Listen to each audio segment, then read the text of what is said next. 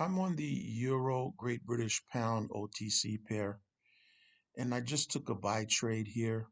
And the reason why I took the buy trade is if we look at first of all, if we look at the price action, several green candles printed consecutively suggesting a bullish trend here.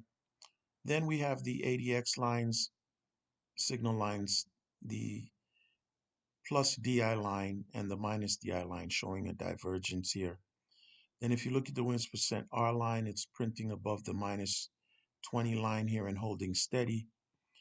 And the momentum indicator here, the histogram bars are printing above the zero line and they're growing in length here.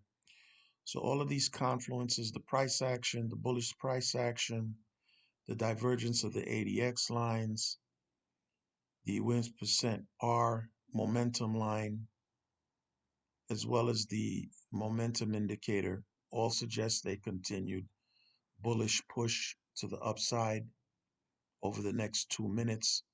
So let's monitor this trade and wait for the expiration.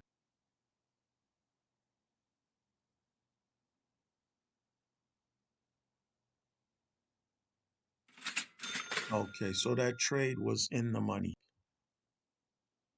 Okay, so I'm on the Swiss franc Norwegian kroner OTC pair here, and I just took a buy trade.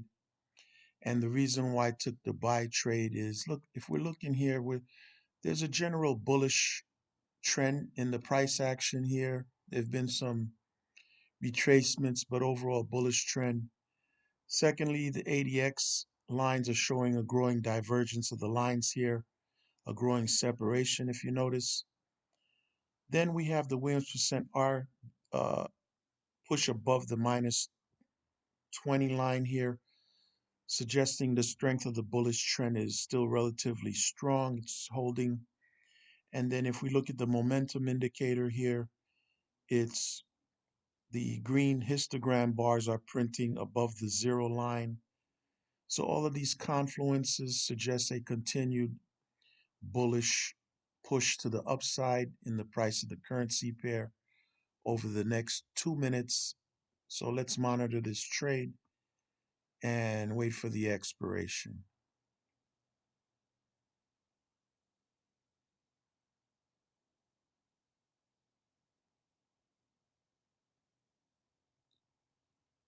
Okay, so that trade was in the money, right? It was close, but